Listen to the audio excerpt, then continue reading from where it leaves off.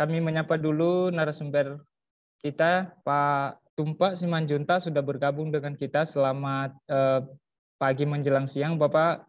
Selamat siang, Bapak Dr. Tumpak. Selamat siang, Bu. Narasumber lain bagi saya. Narasumber kedua kita kali ini, Dr. Tumpak Haposan Simanjuntak, MA, CRGP, KGAA, QGIA, CFRA, CG, CAE. Bapak ini akan menyampaikan topik materi yaitu pengawasan pengadaan barang dan jasa proyek konstruksi pemerintah. Pak Tumpak menjabat di Kementerian Dalam Negeri mulai tahun 1998 di Inspektorat Jenderal Kementerian Dalam Negeri Republik Indonesia. Kami persilahkan dengan hormat pada Pak Tumpak untuk menyampaikan materinya. Terima kasih Pak Moderator. Siapa namanya ini ya? Pak Eben, Pak. Pak Eben. Oh, Pak Eben, lah Eben. Saya kebetulan di Bandara Jogja ini mau kembali ke Jakarta. Nah, ini yang share screen dari panitia saja ya. Baik, Pak. Oke. Jadi, terima kasih Pak Eben. Baru kemarin saya mendapat tugas baru sebagai staf ahli Menteri Dalam Negeri. Sebelumnya saya Inspektur Jenderal Mendagri. Nah, pada kesempatan ini saya mau menyampaikan dulu ada beberapa poin saya yang akan saya sampaikan. Yang pertama, konsepsi dan esensi pengawasan pengadaan barang jasa. Jadi saya tidak spesifik kepada konstruksi. Yang kedua, saya mau sharing juga area rawan dalam pengadaan barang jasa. Kemudian yang ketiga, bagaimana mengawal kepatuhan dan peran probity audit dalam PBJ itu. Kemudian bagaimana titik kritis di dalam ini PBJ. Nah, boleh biodata saya di itu dulu, biar sekaligus kenal, ya. Tak kenal maka tak sayang. Nah ini sekilas biodata saya. Kemudian tadi saya katakan ada poin keempat, titik kritis. Nah, ini atensi ini sebetulnya tidak hanya kepada kepala daerah, tapi ini ketika rakur kepala daerah saya sampaikan agar di dalam PBJ itu ada hal-hal yang perlu diperhatikan. Nah, Ibu Bapak sekalian, secara konseptual pengadaan barang jasa itu idealnya harus menghasilkan barang atau jasa yang terukur dari aspek kualitas, jumlah, waktu, harga maupun penyediaannya sendiri. Kemudian harus ada value for money-nya, bisa diukur output-nya. Artinya dalam rangka peningkatan pelayanan publik dan pembangunan daerah. Nah, kemudian ada beberapa mandat sebetulnya di dalam Perpres pengadaan barang jasa, ya, baik kepada para menteri, kepala lembaga maupun kepada aparat pengawasan internal kementerian maupun Pemda. Nah, artinya pengawasan itu harus dilakukan. Apakah melalui audit, review, pemantauan, evaluasi, yang dalam bahasa pengawasan itu continuous audit, continuous monitoring harus dilakukan. Bahkan harus bisa dijamin keberadaan whistleblowing system di dalam PBJ ini. Nah, sehingga tahapan pengawasan dilakukan sejak tahap perencanaan sampai kepada BPASP, berita acara serah terima, ini semua harus diawasi. Nah, termasuk hasilnya. Apakah hasil pengawasan itu sesuai dengan rencana, sehingga ini hasil pengawasan ini kita gunakan juga sebagai alat kendali dan bisa menjadi dasar penjatuhan sanksi. Nah, oleh karena itu di dalam PBJ ini yang menjadi ruang lingkup pengawasannya adalah mulai dari pemenuhan nilai manfaat yang sebesar-besarnya, kemudian kepatuhan atau compliance terhadap aturan main, kemudian pencapaian kandungan dalam negeri PPDN yang baru-baru ini oleh Presiden kita Bapak Jokowi ditargetkan 40%, meskipun sebetulnya ini bukan hal baru dalam di setiap perpres ada ditekankan, cuma kita belum spesifik melakukan pendataan seberapa jauh implementasi kandungan dalam negeri ini di dalam PBJ. Nah, di dalam situasi perekonomian negara atau keuangan negara yang sulit ini, maka kesadaran kita tergugah untuk jangan-jangan dari pengadaan barang jasa UMKM ini bisa dihidupkan sebetulnya. Artinya maka harus konsisten di dalam penerapan Perpres ini. Nah, kemudian Bapak sekalian, di dalam penguasaan pengadaan barang jasa itu ada beberapa lini lapis pertahanan akuntabilitas. Bisa sebutkan benteng akuntabilitas. Ini saya sarikan dari The Three Lines of Accountability Model. Nah, jadi mulai dari PPK-nya, pejabat komponen, sampai juga pada unit kerja pengadaan barang, rekanan. Nah, sampai kepada APIP, ini benteng akuntabilitas. Maksud saya di situ bahwa penguasaan ini harus kita yakinkan bahwa ini memang sesuai kebutuhan.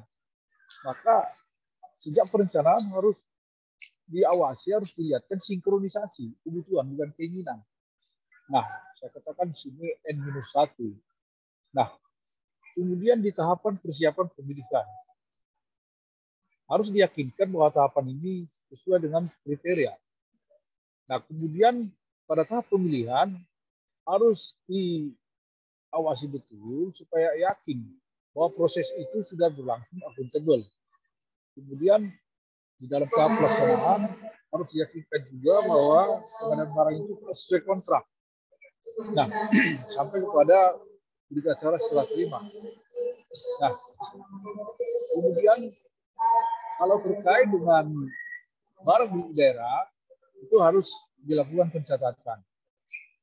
BMD yang diadakan melalui PBJ harus selalu dilakukan pencatatan sampai kepada pemanfaatannya. Oleh karena itu, APIP itu, aparat pengawasan internal pemerintah, harus hadir dalam setiap tahapan. Harus ada di bentuk itu semacam desmonefnya atau field auditnya. Dan harus dilakukan dengan berbasis risiko. Maksudnya berbasis risiko, semua PPK wajib menyusun peta risiko atau risk register, daftar risiko sejak tahap perencanaan pengadaan itu, sehingga mudah memitigasinya. Nah, PPK bisa dibantu melalui konsultasi dengan APIP.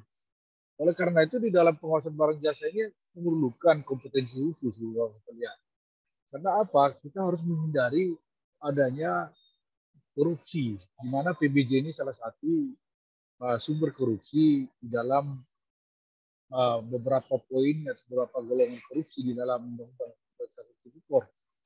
Nah, slide selanjutnya.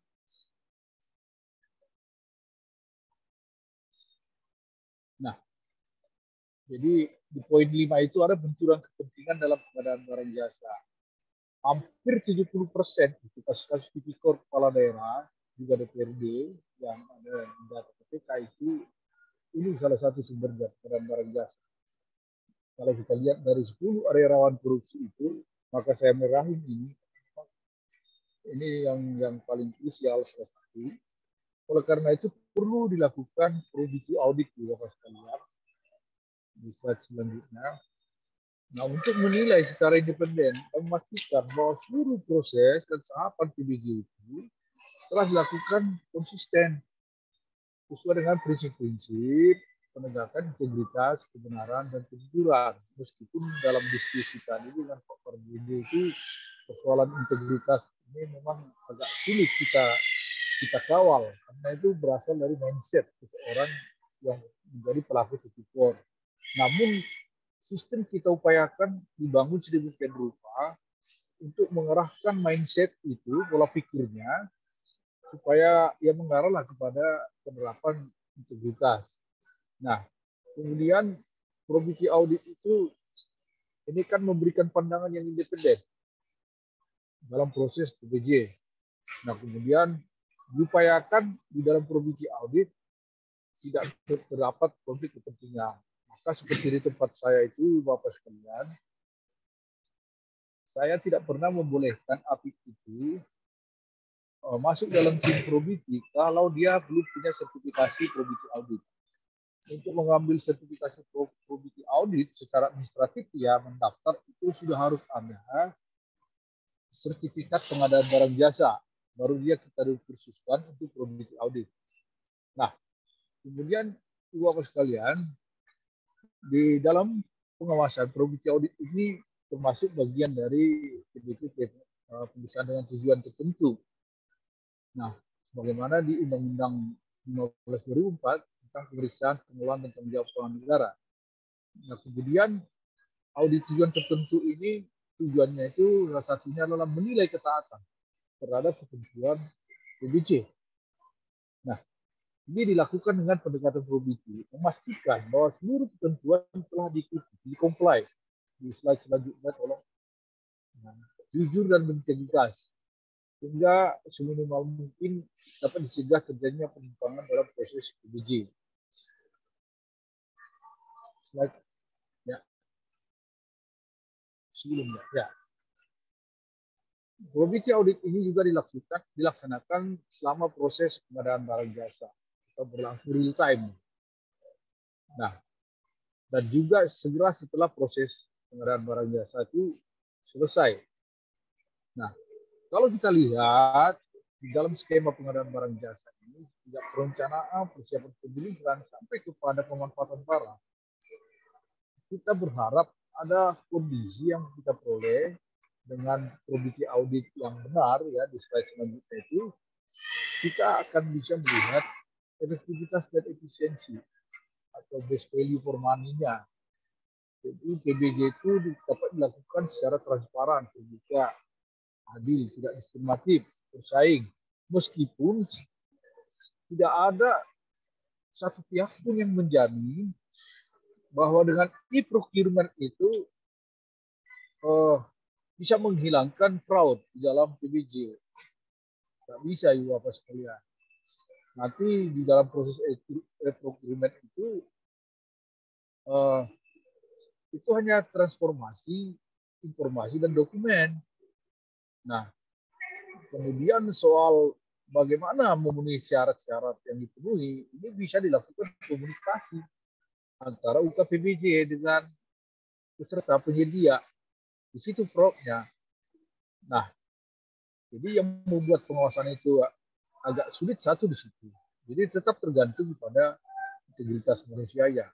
Jadi sistem yang dibangun itu kita harapkan dapat mendukung akuntabilitas di dalam PBJ ini. Kemudian dapat menghadirkan kondisi di dalam PBJ yang bebas dari konflik of interest. Sehingga kita harapkan pengadaan barang jasa itu dapatkan trigger, terhindar dari adanya praktek-praktek tipikor. Oleh karena itu peran APIP sangat kita harapkan di dalam 7 tahapan pengadaan barang jasa ini.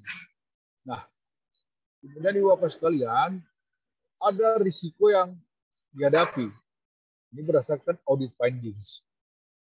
Misalnya risiko perencanaan yang dibuat tidak matang atau pengawasannya tidak optimal. Nah, ini potensi risikonya kualitas pekerjaan itu tidak baik. Kemudian pasti ada kemahalan nilai, ada markup. Kemudian ada pekerjaan kurang, bahkan fiktif. Nah, hasilnya juga tidak dapat dimanfaatkan. Artinya kalau perencanaannya tidak matang, prinsip pengadaan PBJ itu tidak akan bisa kita capai. Efisien, efektif, transparan, terbuka, bersaing, adil, itu tidak diskriminatif, akuntabel, itu tidak bisa kita saksikan. Nah, kemudian di dalam tahapan procurement ada beberapa risiko-risiko kunci, ya, ada beberapa modus penyimpangan yang dimulai dari perencanaan sampai kepada pelaksanaan pengadaan barang jasa. Di perencanaan itu ada kemungkinan tidak sesuai kebutuhan, sehingga bisa terjadi pemborosan. Barang itu tidak bermanfaat, sebetulnya tidak sesuai kebutuhan, tapi sesuai keinginan. Ini modus-modusnya. Kemudian penggelembungan harga. Ini bisa terjadi karena tidak cermat menyusun HPS, tidak dilakukan survei. Nah, jadi sehingga sampai pada modus penunjukan langsung tanpa ada negosiasi terkait dengan harga yang wajar. Nah, ini semua kemungkinan besar bisa juga dilakukan untuk mengcover adanya kickback di dalam PBJ itu. Nah, kemudian di dalam pelaksanaan pengadaan juga ada juga modus penyimpangan, mulai dari subkontrak pekerjaan, kemudian kontrak berbeda dengan syarat, spesifikasi, hingga jadwal, kemudian kurang pengawasan pelaksanaan kontrak. Nah, di tahapan pelaksanaan pekerjaan juga ada modus penyimpangan, ya, padahal tidak sesuai kontrak, fisik pekerjaan kurang, terlambat diserahkan, tapi tidak dikenakan denda, dan seterusnya banyak di sana. Di tahap pemilihan juga itu ada modus penyimpangan, mulai dari memecah nilai pengadaan, hindari lelang. Nah, sengaja dipecah-pecah itu 200 ke bawah misalnya. Nilai penawaran sangat rendah, dengan harapan ada amandemen atau eskalasi. Kemudian sampai pada panitia itu gagal mendeteksi dokumen penawaran yang salah atau tidak benar. Ini modus-modus penyimpangan ini. Nah, kemudian nih Bapak sekalian, kita berharap pada pelaksanaan produksi audit, sehingga kita butuh kehadiran produksi auditor yang independen, berintegritas, dapat menjaga kerahasiaan, walaupun saat ini agak sulit ini. Ini kondisi idealnya nih. Karena harus ada dulu kondisi ideal, harus ada mimpi dulu buat integritas, baru nanti kita bisa wujudkan itu. Tanpa ada harapan kita, fakta itu tidak akan pernah datang. Jadi harapan kita dulu, kita ucapkan terkait dengan PBJ ini, di mana produksi auditor itu harus dapat menjaga kerahasiaan, dan yang paling penting juga memahami ketentuan pengadaan barang jasa pemerintah dan memahami prosesnya. Nah, di dalam implementasi pada tahapan pengadaan barang jasa, produksi audit itu sudah harus dilakukan. Contoh gini, sebelum dilakukan produksi, di tahap perencanaan dan persiapan, kalau yang biasa kami lakukan itu kami undang itu UKPBJ, kami undang juga PPK, dan PPK itu memaparkan rencana pengadaannya. Dari KAK-nya semua dipaparkan. Nah, tapi sebentar dulu, ya. Nah, jadi dipaparkan itu semua. Kalau kita minta itu dalam rangka memenuhi program atau kegiatan apa dilakukan pengadaan barang jasa itu. Nah, kita produksi auditor melihat itu dokumen perencanaan. Kalau untuk Pemda biasanya kita lihat RPJMD-nya. Nah, kita lihat terjemahan RPJMD di dalam RKPD, Rencana Kerja Pemerintah Daerah Tahunan itu. Dan kita lihat juga apakah itu disetujui antara Dewan dengan pemerintah daerah, Dewan sebagai representasi rakyat pada saat penetapan PPAS, kebijakan umum anggaran dan penetapan plafon anggaran sementara. Ini semua harus dilihat oleh produksi auditor. Itu kesesuaian. Jangan-jangan ini tiba akal, tiba-tiba direncanakan. Tidak sesuai dengan kebutuhan sebetulnya. Nah, kemudian pada tahap pengadaan barang jasa, berikutnya, proses audit itu dilakukan sejak identifikasi kebutuhan dalam penyusunan rencana umum pengadaan. Audit dilakukan saat proses perencanaan yang berlangsung atau segera setelah proses itu selesai. Nah, juga saat pembahasan anggaran oleh TAPD dan DPR atau DPRD. Nah, dulu ada TAPD. Nah, itu yang saya katakan tadi. Jadi di TAPD ini sudah harus tuntas dulu pembahasannya sebelum ditandatangani ketua PPAS. Nah, tujuannya itu untuk memberi keyakinan memadai bukan perbuatan, bahwa rencana pengadaan barang jasa ini telah didahului dengan identifikasi kebutuhan real. Nah, kemudian berikutnya memberikan keyakinan memadai bahwa anggaran itu wajar dan sudah diumumkan kepada publik. Nah, dan juga memberikan keyakinan memadai bahwa HPS disusun sesuai ketentuan dan nilainya wajar. Nah, kemudian Bapak sekalian, audit itu, audit maksud saya dilakukan real time sejak pengumuman lelang sampai dengan penunjukan penyedia barang jasa. Nah, memastikan bahwa PBJ itu telah didasarkan pada tata cara dan kriteria yang ditetapkan, memastikan bahwa itu sudah dilaksanakan juga secara transparan, adil, dan akuntabel. Nah, kemarin kami menangani pengaduan terkait dengan pengumuman lelang. Nah, pengumuman lelang di mana ada perusahaan yang mengadukan UKPBJ-nya.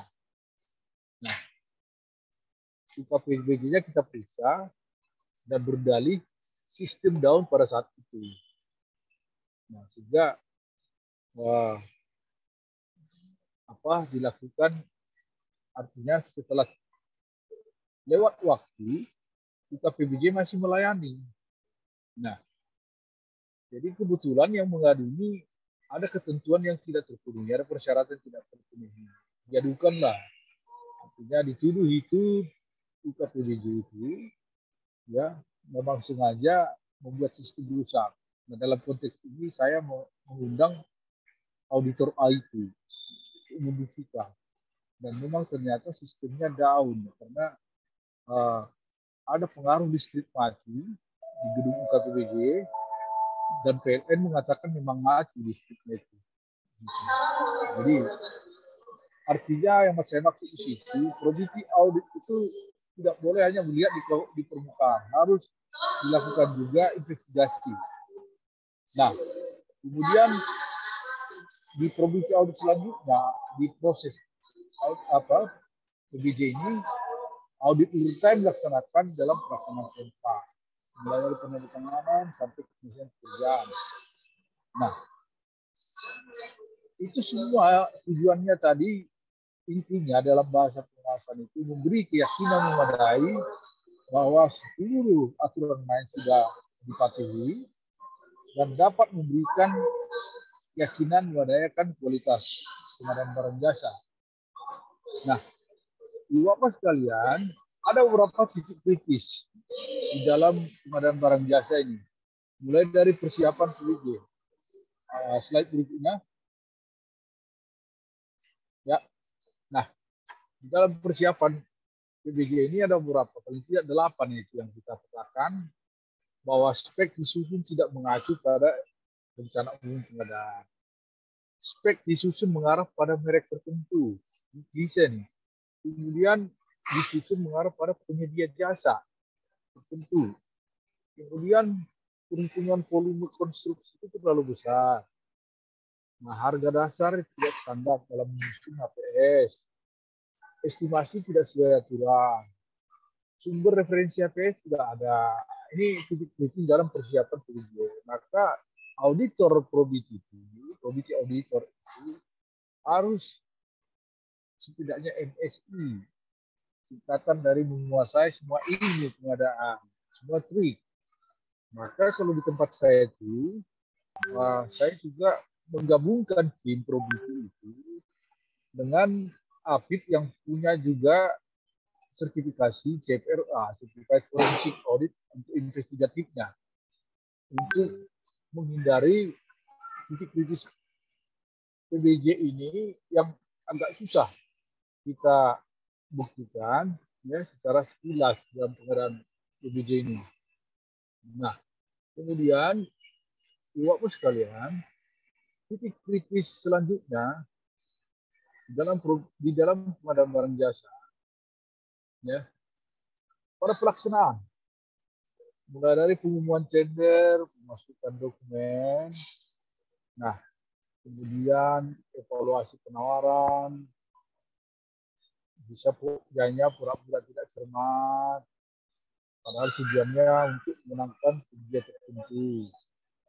Nah, kemudian di pemberian penjelasan juga ada penjelasan yang abu-abu, ya, yang bisa menimbulkan kesalahpahaman. Nah, kemudian di pembukaan dokumen penawaran termasuk di masa tangga. Nah, yang dilakukan tidak transparan. Ini sisi kritisnya, ya Bapak sekalian. Nah, di penandatanganan kontrak juga ada titik kritis bahwa PBJ itu tidak sesuai hasil pemilihan penyedia. Nah, kemudian tidak sah atau tidak ada data dukung yang disyaratkan. Kemudian ada penundaan dan jaminan pelaksanaan. Nah, kemudian substansi kontraknya itu harus dicermati oleh tim probiti. Kemudian tanggal surat jaminan pelaksanaan setelah kontrak. Ini banyak modus yang menjadi titik kritis. Nah, kalau kita lihat dari sisi skema hukumnya dalam pengadaan barang jasa, ada tiga tahap di sana. Nah, ada bukan perdebatan, ya, klasifikasinya dimasukkan dalam hukum pidana dan hukum administrasi.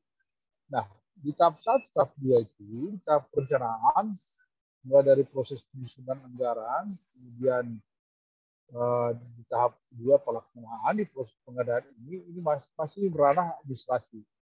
Nah, kemudian berangkat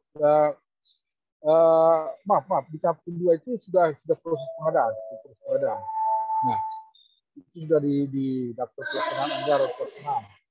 Jadi kalau ada fraud di sini, ini masuk ranah hukum pidana karena sudah pada tahap pelaksanaan. Nah, kalau di perencanaan ada kesalahan itu masih masuk administrasi. Nah, kemudian pada saat tahapan kontrak dan pelaksanaan pekerjaan, ya, kemudian penetapan penanganan kontrak dan pembayaran ini, kalau ada penyimpangan ini masuk pada data. Nah, jadi hukum pidana itu diterapkan ketika sudah ada aktus reus, perbuatan melawan hukum, sudah terbukti dia, kemudian ada mens rea, dan terdapat kerugian negara yang dibuktikan dari perhitungan APIP. Nah, oleh karena itu Bapak sekalian, beberapa atensi di dalam pengadaan barang jasa ini hendaknya kita tingkatkanlah integritas, kapasitas dan profesionalisme. Kemudian daerah-daerah itu di dalam pelaksanaan PBJ itu jangan berdasarkan keinginan, tapi betul-betul kebutuhan yang diurut dari semua urusan pemerintahan konferensi 32 urusan itu dengan skala prioritas yang diprogramkan itu adalah 6 urusan wajib pelayanan dasar, baru kemudian 18 urusan wajib non pelayanan dasar, terus kemudian beranjak ke 8 urusan pilihan. Nah, ini yang dituangkan di dalam dokumen rencana pembangunan jangka menengah dan kemudian diterjemahkan, disyaratkan setiap tahun di dalam dokumen rencana kerja pemerintah daerah. Nah, di sana bisa kita lihat itu mana-mana atau kita lakukan sinkronisasi mana-mana yang membutuhkan pengadaan barang dan jasa. Nah, jadi mulai dari tahap itu sebetulnya APIK itu sudah harus bekerja, maka harus dibekali dengan benar. Nah, kemudian APIK harus mengawal PBJ ini agar ada konsistensi antara perencanaan, penganggaran, pelaksanaan sampai kepada pemanfaatannya. Jangan ada orang yang mangkrak. Nah, kemudian untuk membantu APIK perlu dibentuk juga semacam DES atau forum koordinasi penanganan pengaduan. Nah, di dalamnya itu ada 3 unsur, APIK, kepolisian, kejaksaan. Itu sudah ada MOU-nya. Nah, jadi jangan dulu ada pengaduan ke polisi atau jaksa baru APIK bergerak. Jadi harus ada unit penanganan pengaduan dan itu sebetulnya sudah kita dorong semua kepala daerah membentuk itu adanya di inspektorat. Jadi tidak semua itu yang diadukan ke polisi langsung ditangani dan dilarikan ke hukum pidana. Nah, jadi termasuk di dalam PBJ, 3 lembaga ini boleh sama-sama mengawal. Nah, hanya saya lihat belum semua inspektorat itu membentuk forum ini atau membentuk tim penanganan pengaduan ini khusus untuk pengadaan barang jasa, sehingga banyak alasan-alasan melambatnya penyerapan anggaran dari pengadaan barang jasa, atau bahkan anggaran itu dicairkan untuk pengadaan barang itu di menjelang akhir tahun anggaran.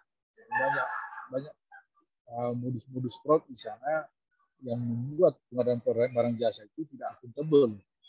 Nah, oleh karena itu konstitusi kemitraan API dengan APH itu, bahwa API itu bertugas mengawasi dan mengusut kesalahan administrasi, sedangkan APH bertugas mengusut dan menindaklanjuti kesalahan pidana.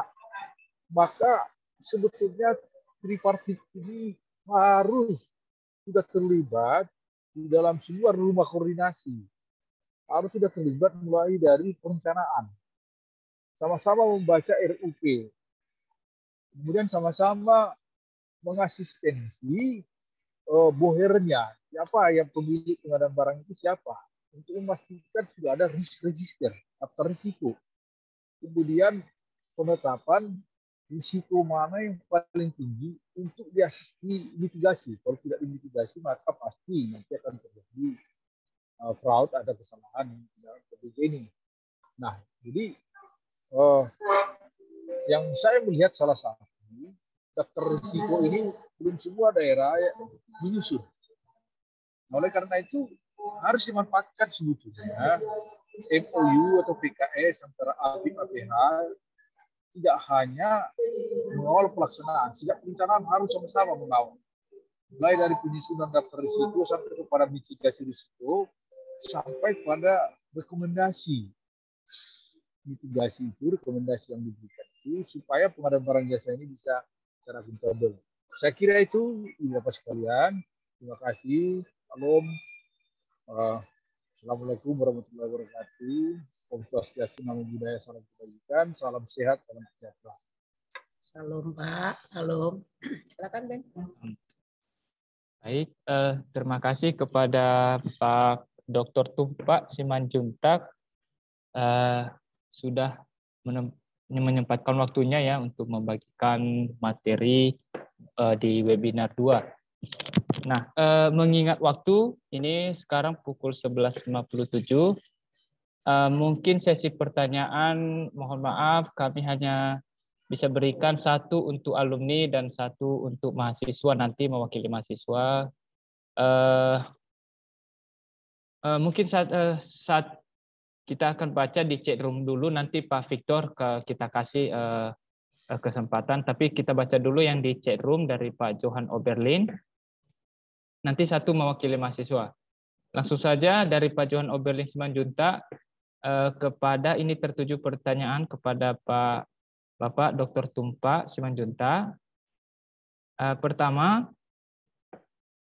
probability audit dalam PBJ dilaksanakan pada setiap tahap, yaitu perencanaan, pelaksanaan, pemeliharaan, dan sebelum pemeliharaan.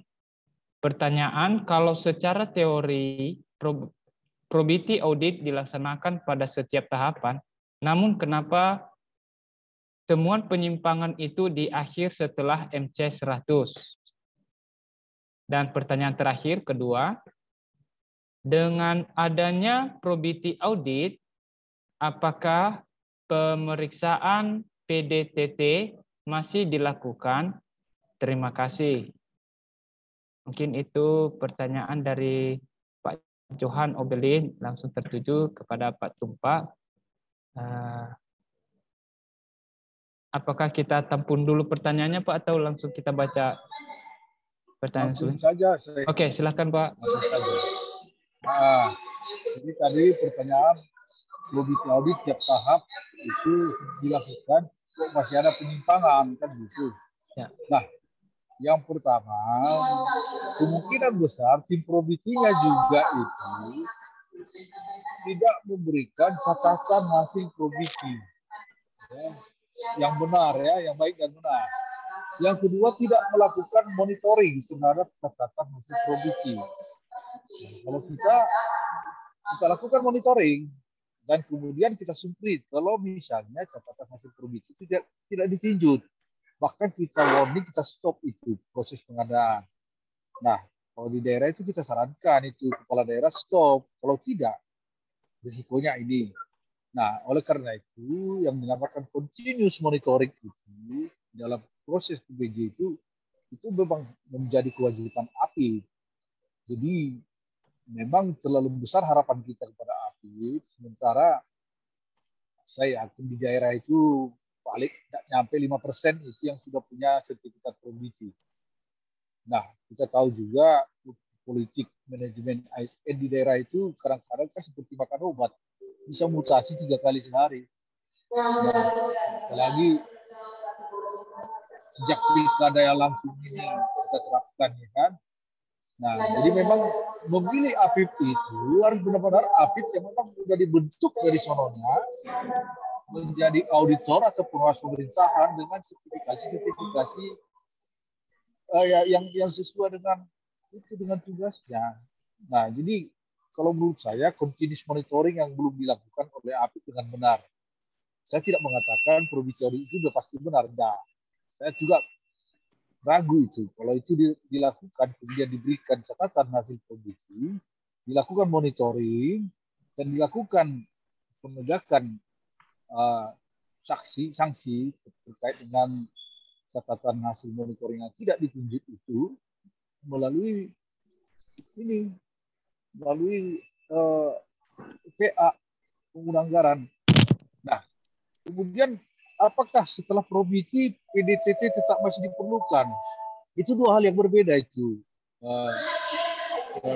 teman-teman. Ya. Jadi mau melakukan PDTT atau tidak itu kewenangan dari APIP. Nah, pengawasan itu kan untuk memberikan keyakinan memadai. Maka seluruh metode pengawasan harus diterapkan. Nah, untuk PBJ memang disebutkan PDTT. Pengawasan dengan tujuan tertentu masuk dalam kategori PDTT. Jadi tidak berarti probity audit itu kalau itu sudah dilakukan tidak perlu PDTT, itu ranah pemeriksaan.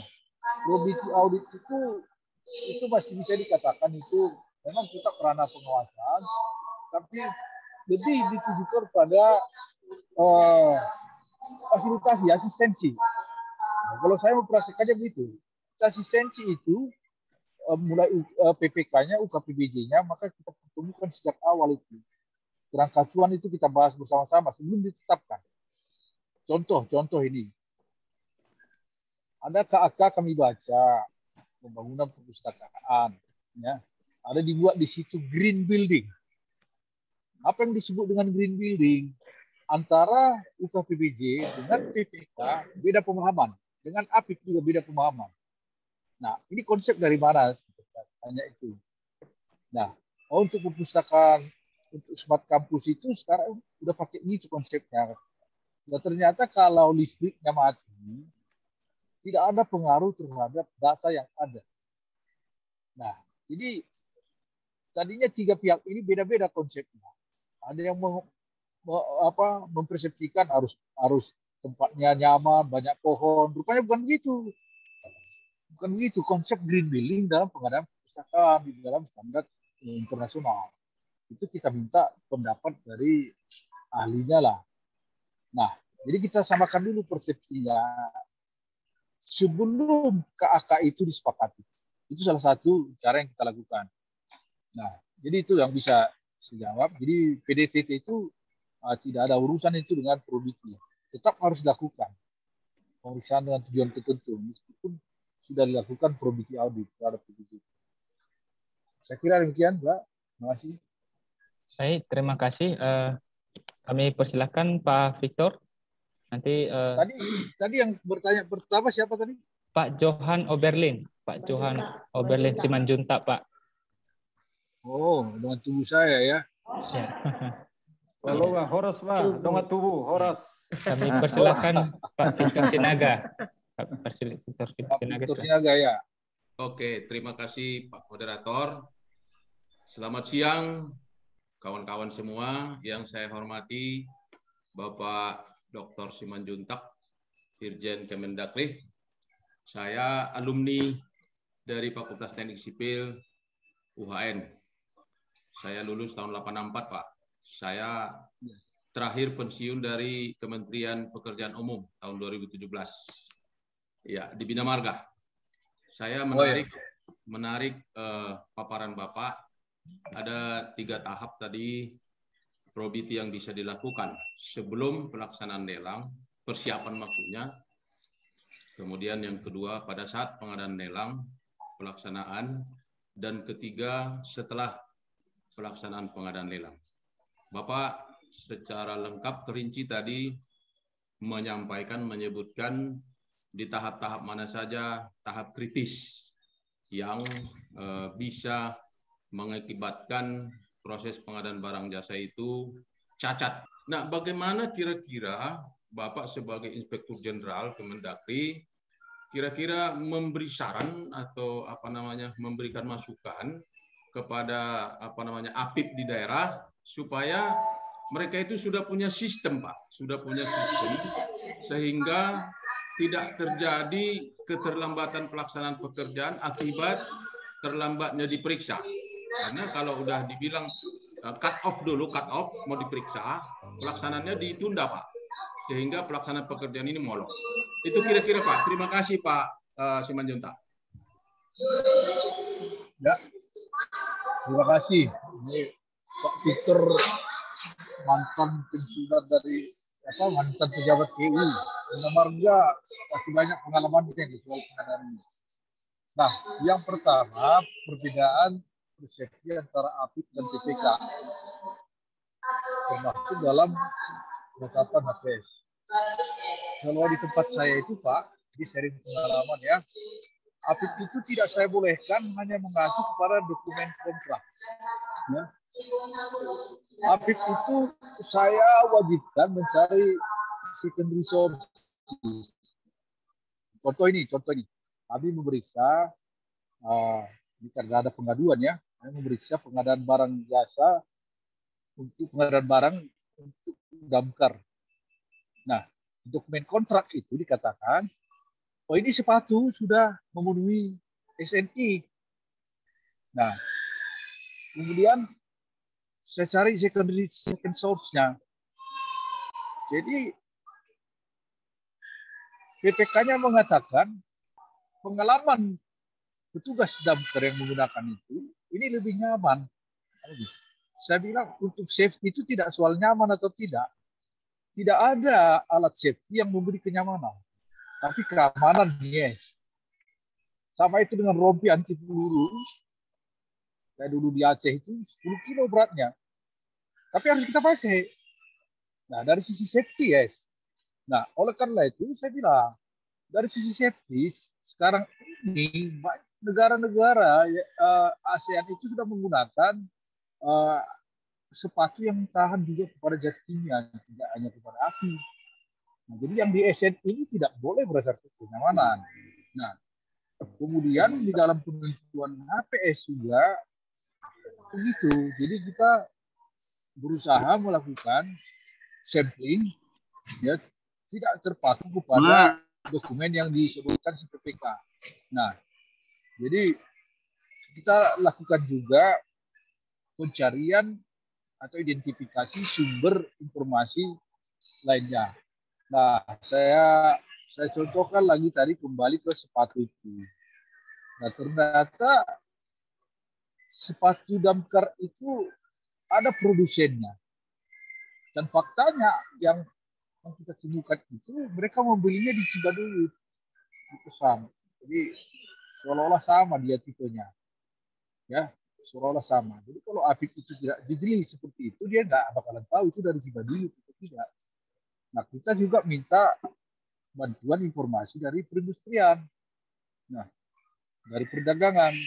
Jadi harus komprehensif memang. Makanya saya katakan tadi, saya katakan tadi harus melakukan asistensi juga. Asistensi itu pada saat penyusunan KAK.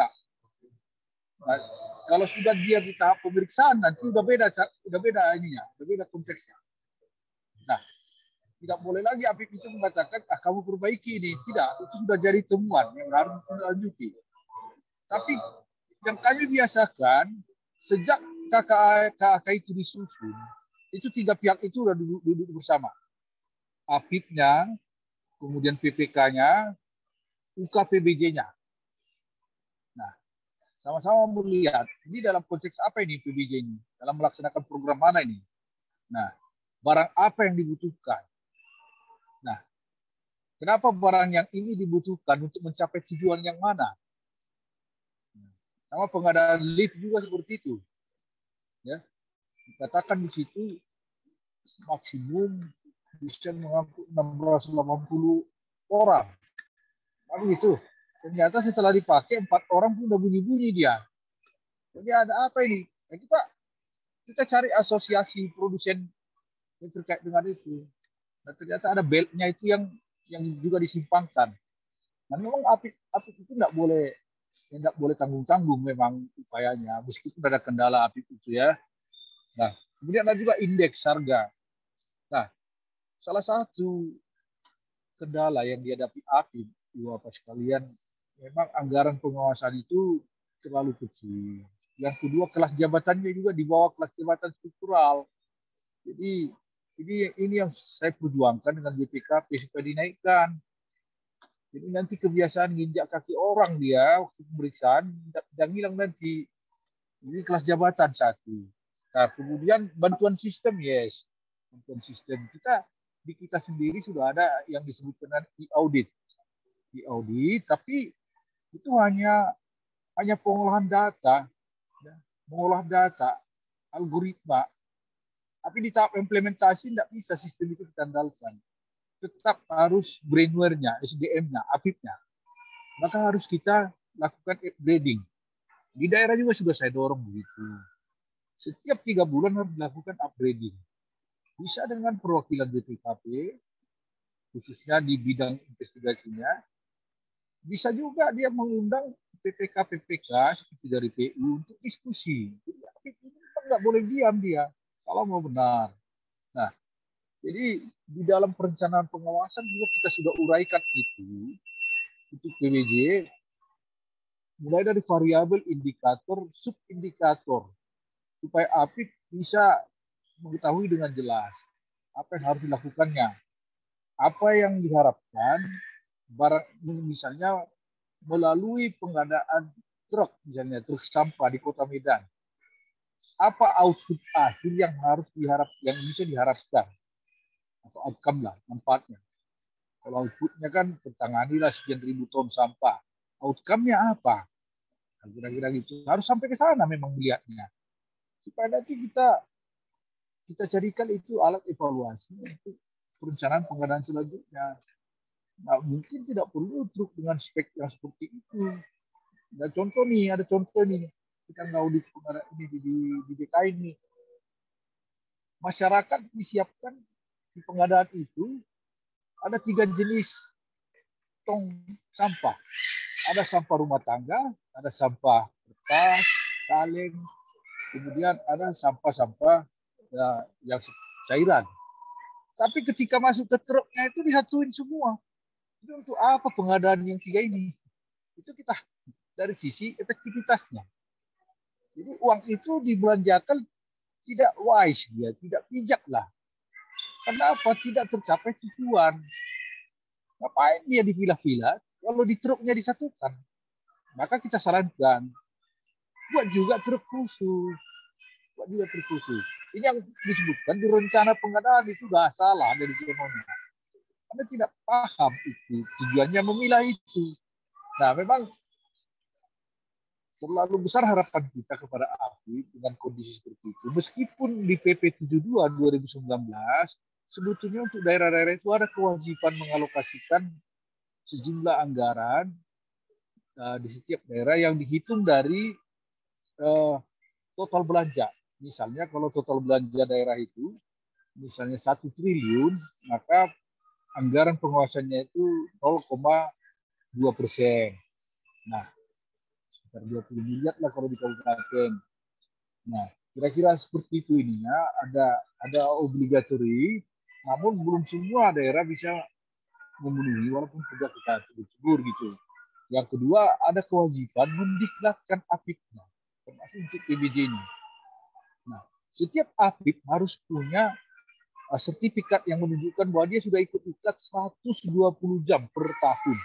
Per tahun itu, bukan bulan, tapi per tahun. Nah, ini komitmen kita untuk berubah peran APIP-nya. Yang ketiga, kita wajibkan APIP itu membangun rumah koordinasi yang disebut tim penanganan pengaduan. Di dalamnya ada APH, ada jaksa dan polisi, anggarannya di APIP, di inspektorat. Namun di Sumatera Utara sendiri saya lihat ini tidak efektif berjalan. Ya, jangan disalah-salahkan APH.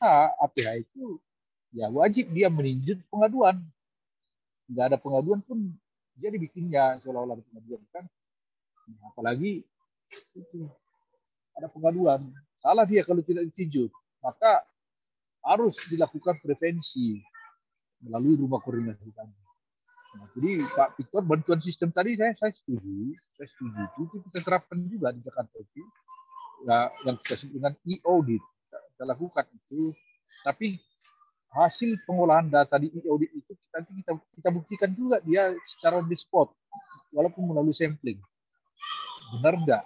Nah, jadi supaya kita menjaga ini kualitas PBJ. Saya kira itu.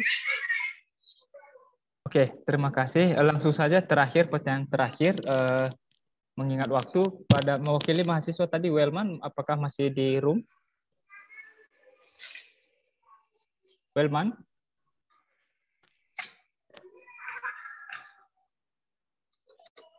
Oke, kita bacakan saja pertanyaannya. Tadi sudah meninggalkan di chat room pertanyaannya. Ini tertuju. Oke, yang kepada Bapak Tumpak ya. Oke, mungkin nanti pertanyaan kedua kepada Pak TM Pardede ya. Pak TM, apakah masih ada ya? Oke, masih ada. Untuk pertanyaan yang pertama, di dalam materi masyarakat dapat melakukan pengaduan. Pengaduannya apakah melalui lembaga seperti LSM? Ini pertanyaan pertama mungkin tertuju kepada Pak Tumpak. Untuk pertanyaan kedua nanti Pak TM. Apa hal yang penting, bagaimana kami mahasiswa teknik sipil yang perlu kami persiapkan sebelum menghadapi dunia pengadaan barang dan jasa? Jika pengerjaan di dalam bangku kuliah berbeda dengan kenyataan di lapangan yang terjadi. Itu pertanyaan kedua, nanti tertuju kepada Pak TM Pardede. Itu pertanyaan pertama, kami persilahkan kepada Pak Tumpak. Ya, terima kasih, Lai. Semua pengaduan itu harus di-channeling sebetulnya, harus dikasih salurannya. Nah, makanya saya katakan tadi, unit penanganan pengaduan itu harus ada. Jadi siapa yang mengadu boleh aja siapa. Jadi bisa diadukan melalui WA, SMS, nggak mahal kok buat sistemnya itu. Nah, kalau secara nasional kan ada sekarang Span Lapor yang dikelola Menpan. Kalau di Kemdagri itu ada Siola, sistem online. Nah, jadi kita kasih akses itu kepada komponen-komponen terkait, unit kerja terkait untuk melihat ada nggak pengaduan yang masuk terkait itu unit kerja. Dan itu inspektorat itu diberikan akses langsung untuk melihat ini pengaduan ini. Nah, maksud saya tadi itu kalau bisa APIP-nya dulu menangani pengaduannya, jangan langsung APH. Nah, kalau bisa juga itu, kalau APIP-nya ragu, sejak awal pengaduan masuk itu dianalisis bersama-sama APH di rumah koordinasi tadi. Jadi di daerah itu harus disiapkan itu ini ya lembaganya, disiapkan sistemnya, aplikasinya. Aplikasi itu nggak sampai ke 100 juta itu, nah, kecil itu apalagi seperti Sumatera Utara. Nah, Jadi semua pengaduan itu harus di channeling. Siapa saja boleh mengadu, asal jelas identitasnya. Karena pengaduan ini juga diikat dengan Undang-Undang 14 2008 tentang keterbukaan informasi publik. Di sana sudah ada syarat-syarat pengaduan. Mulai dari subjeknya, objeknya, dan pengaduan itu dia tujukan untuk apa. Nah, nggak boleh hanya sekedar hoax atau fitnah. Jadi jangan salah, tidak boleh sembarang mengadu. Hati-hati Undang-Undang 14 2008 tentang keterbukaan informasi publik. Maka inspektorat itu harus bikin rumah koordinasi untuk menangani itu. Saya kira itu. Baik, terima kasih. Pertanyaan kedua, Pak Temper Dede. Monitor, Ya, Pak. baik Pak. Oke. Baik Pak, terima kasih. Izin bisa saya live. Oh, Saya sudah mau baik. boarding. Baik, terima kasih Pak. Terima kasih Pak. Ya. Terima kasih banyak. Maaf, Horas Pak Tumpak. Selamat jalan Pak Tumpak. Ya. Selamat jalan Pak Tumpak. Ya, sehat-sehat. Tuhan berkati Pak. Oh, Pak Dede tulang. Ya, mama saya di Banguncong. Ya Pak. Horas. Hon, terima kasih Pak. Terima kasih Pak. Adik saya itu ada di Nomensen itu, Alida. Iya, dia akan mantap, tutup, mantap. dia akan tutup dengan doa. Pak Tumpak. Oh, iya, Tutup iya. dengan doa. Ya Bu, Oke. izin Bu. Terima kasih Pak Tumpak, terima kasih. Oke. Ya, silakan Pak TM, Pak Dede. Baik. Baik, terima kasih Pak Emben.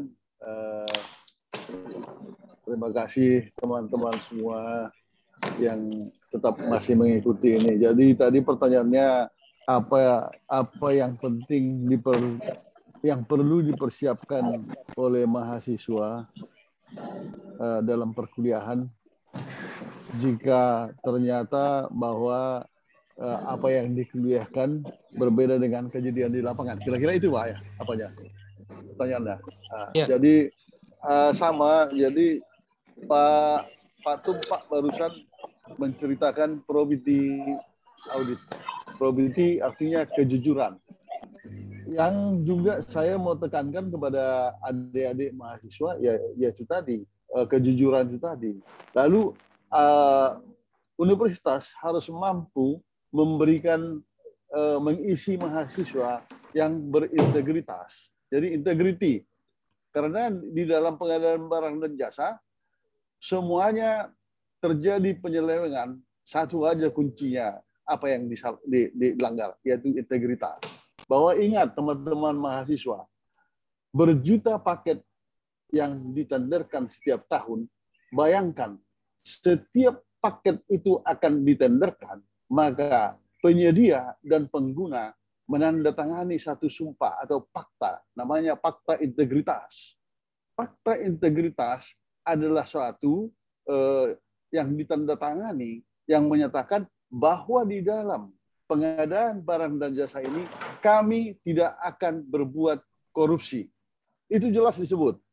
Semua pejabat yang hebat di negara ini mengatakan pengadaan barang dan jasa adalah kegiatan yang paling besar melakukan kegiatan korupsi saat ini. Ada yang mengatakan seperti KPK sampai 30% kehilangan uang negara di dalam pengadaan barang dan jasa. Bayangkan Pak, kalau 6.000 triliun sampai 2024 kalikan 30%, berapa yang akan hilang uang negara ini akibat pengadaan itu sendiri. Nah, jadi yang pertama tadi saya katakan adalah integritas. Ketika Anda sudah mengetahui integritas, maka perlengkapi diri Anda dengan segala aturan, regulasi, segala aturan keteknikan, itu di kampus, segala aturan regulasi, itu bisa, kata Pak Victor tadi, bisa di Google di mana-mana, segala macam. Di websitenya Kementerian PUPR, bisa diambil. Mahasiswa harus proaktif mengambil semua ini peraturan-peraturan yang ada. Dengan mengetahui peraturan yang ada, yang relevan dengan pengadaan barang dan jasa, yang diatur di hilirnya oleh Perpres itu, maka Anda sudah mengetahui bagaimana dilakukan pengadaan barang dan jasa dengan probity, dengan jujur. Ketika saya ke kabupaten kota minggu lalu, saya melihat bahwa anggota-anggota badan usaha tersebut masih membeli proyek untuk mendapat pekerjaan. Untuk mendapat pekerjaan tersebut masih dikatakan tetapi jangan kamu tawar di atas 85. Coba, itu tadi supaya seperti apa yang kata Pak Reson. Sudah mereka mengerjakan pekerjaan dengan fight, artinya, jadi yang terjadi sekarang, under price bid itu, atau penawaran, atau perang harga itu terjadi. Itu kira-kira Pak Eben, terima kasih. Oke. Terima kasih Pak. Jadi intinya integritas tadi ya. Kedua topik sudah disampaikan oleh kedua narasumber kita. Kami mengucapkan banyak terima kasih kepada Dr. Pak Tumpak tadi Simanjuntak, kepada Pak TM Pardede, dan sekarang kami kembalikan, sebelum itu kita berikan dulu aplaus untuk kedua pembicara kita. Sekarang kami kembalikan kepada pembawa acara Ibu Nurvita Insani. Baik, terima kasih. Kini tibalah kita di penghujung acara webinar kita hari ini. Untuk mengakhiri acara ini akan kita tutup dengan doa. Doa penutup dipimpin oleh Ibu Alida Baru Simanjuntak. Untuk Kami Ibu sapa Alida, dulu sebentar ya. Bruce Lidaci, terima kasih buat hadir hari ini. Alumni angkatan 2008 ya. baik, untuk Ibu Alida kami berikan waktu, silahkan. Terima kasih Ibu Nurvita untuk waktu pada saya untuk menutup acara kita dengan doa. Kita berdoa. Bapa di surga yang kami sembah dalam nama anak-Mu Tuhan Yesus Kristus, kami sungguh bersyukur Tuhan atas waktu yang indah yang Kau berikan kepada kami, khususnya Fakultas Teknik Sipil Universitas HKBP Nomensen Medan yang sudah selesai melaksanakan webinar. Biarlah Tuhan kegiatan ini menjadi satu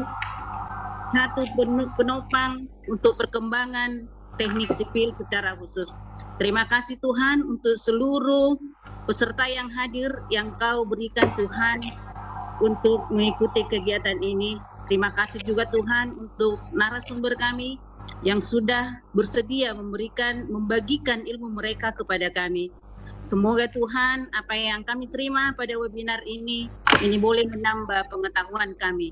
Sebentar Tuhan kami akan berpisah, meskipun berpisah secara online Tuhan, tapi kami tahu kasih Tuhan tetap mempersatukan hati kami, mempersatukan pikiran kami, sehingga kami sehati sepikir mengembangkan Fakultas Teknik secara khusus Teknik Sipil.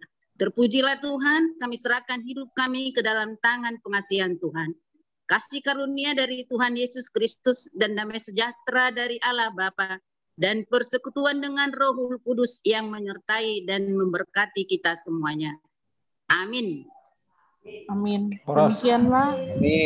Demikianlah serangkaian acara webinar seri 2 hari ini. Semoga kita bisa bertemu selanjutnya pada acara webinar program studi teknik sipil Universitas HKBP Nomensen. Terima kasih. Terima kasih Bapak Ibu.